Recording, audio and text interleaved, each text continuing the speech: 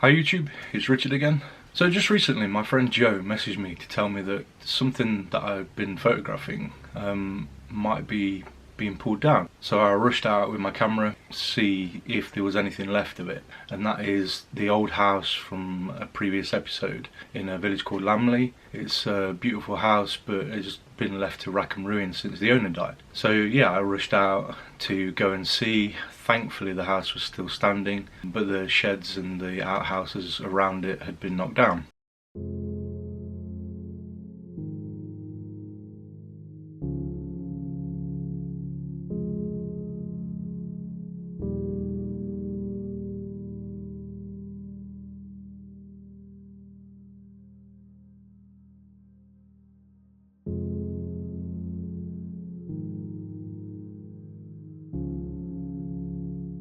So a bit gutted. Someone messaged me today to tell me that the house is being pulled down. So I rushed over with my digital.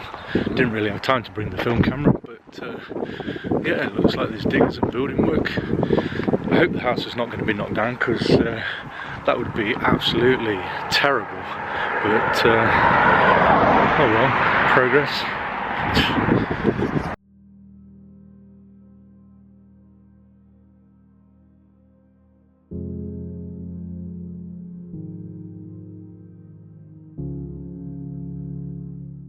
The other week, my friend Joe told me that something I've vlogged about in one of the past episodes, my favourite house, there was all scaffolding and it looked like it might have been pulled down. So I rushed around last week and took some photos with a digital camera, which I'll show now.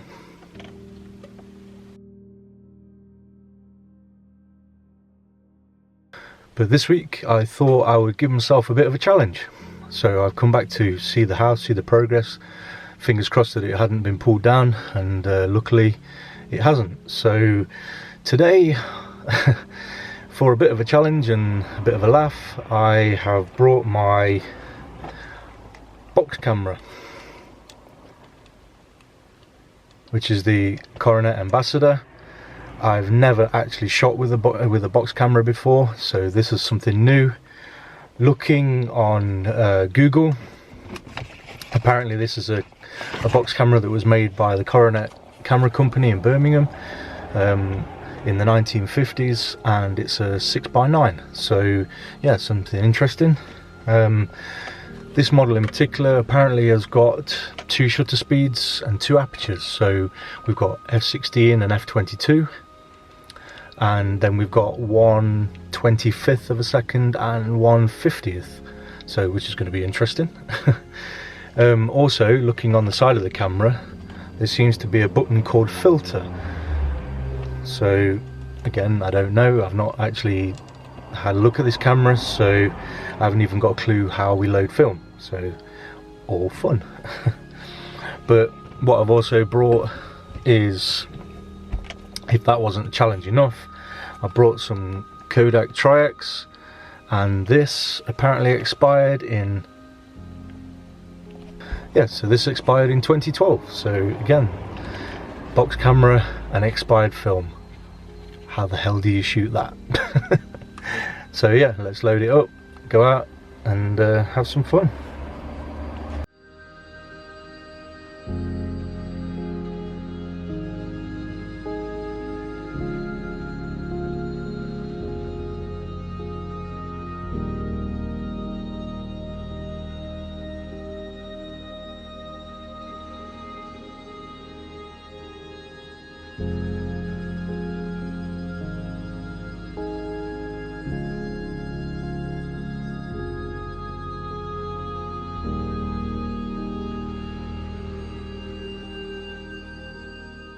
So I haven't got the first clue what dial is what is 1/50th of a second and what is 1/25th of a second, and how you tell the aperture between f/16 and f/22, who knows. So as I say, I've loaded up some expired Kodak Tri-X 400, and let's go and see if we get some results. I'm not expecting anything. Let's go and have a look. Let's have some fun.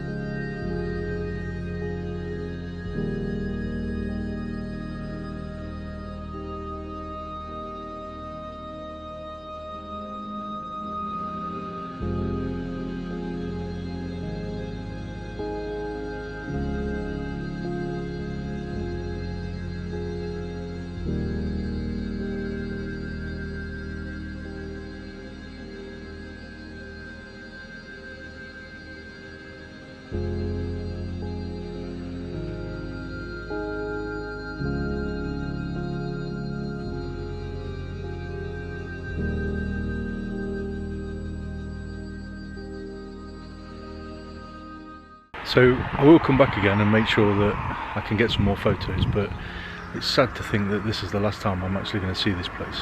It's absolutely beautiful.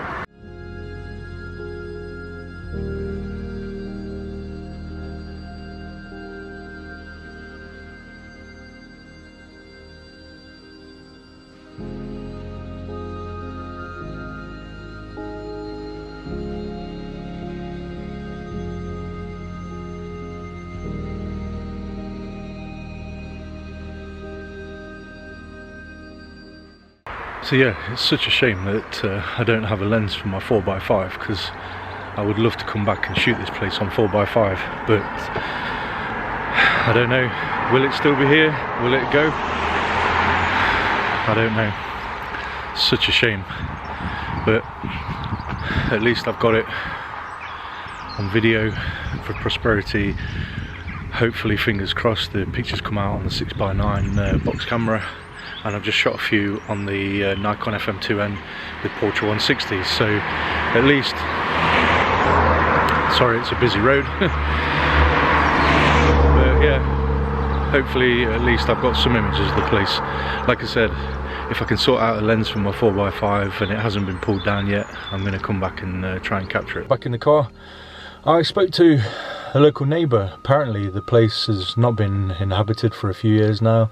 The old farmer passed away, unfortunately, and now the house and the plot of land has been sold, and apparently there's going to be 4 new houses. Don't know how I feel about that. Obviously progress, but it's such a shame when we get history and houses that are so beautiful. Well, it's just left to rack and ruin, but you know, the place is absolutely amazing, and I'm a bit sad that I didn't really photograph it earlier. As I mentioned outside, I've managed to shoot it now on the Pentax 6.7. I took a few on the Nikon FM2N, and hopefully, fingers crossed, that the images come out on the box camera. So we'll get back now and we'll go and develop those. But yeah, I'd quite like to come back again, and hopefully when the weather's a bit better and it hasn't been pulled down, hopefully capture some more. So yeah, let's head back to the house, develop the film, and fingers crossed we've at least got one picture. This camera was made around the 1950s from the Coronet box camera company in Birmingham. There was a few different variations in the line. But as I mentioned in a previous video, this was gifted to me by my friend Dave. I've seen plenty of these cameras on car boot sales and never really thought about picking them up until I got this gifted. So I thought I would go out and challenge myself. And yeah, it's a bit of a challenge, especially to get your head around the numbers, because with most cameras, when you dictate what the ISO is like in a film camera, you put in a 200 speed film in or a 400 speed film, you then can meter and change your aperture and your shutter speed accordingly. But with this, the aperture and the shutter speed are predetermined. So yeah, that was one difficulty that I actually found. So one of the first difficulties I came across with this camera is finding out what the shutter speed and the aperture of the lens was. So I did a bit of a Google, and it told me that it was either 1/25th or 1/50th of a second, and then there was a shutter of either f16 or f22. No idea how you actually change the aperture. There isn't anything that indicates an aperture on it. You have a shutter button. So you have a shutter button, a filter, which is actually a green filter, and then this one does say speed. I'm not 100% sure what that actually does, because when you do pull it out, it doesn't make a significant difference on the actual shutter. The only thing that I did notice is when you actually do pull it out and you hold the shutter, you can actually use it in bulb mode. So that was one difficulty that I found. And then I decided to challenge myself even further with some expired film. So yeah, this is a bit of an epic fail. Loading the camera was quite difficult. I thought it'd be quite easy, so you use these clips on the side which pop out, and then it stuck. Didn't realise you had to pull this thing out. So yeah, shooting with a box camera is a bit of a guessing game really. It did say on, again, Google, that you have two distances, again depending on what your f-stop is, so you either have 7 feet to infinity or 8 feet to infinity. And as I do not know how to change the aperture on the lens, this is something I need to look into. I had to kind of guesstimate, but where the fail actually comes into it is the fact that I have a difficulty holding or hand holding the camera at such a slow shutter speed, and there isn't any tripod socket, so I couldn't even mount it on a tripod.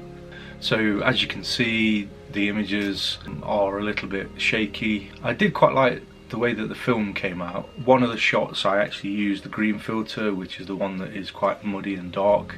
Again, I couldn't really compensate for that, and also because the film was expired, I decided to develop it at 200 instead of 400.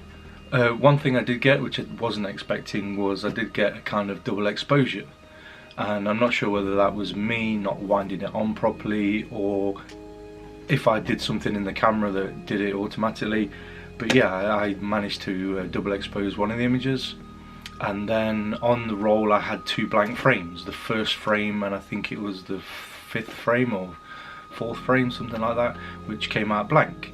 So, but I can understand the 5th one, or what, because that was where the double exposure was.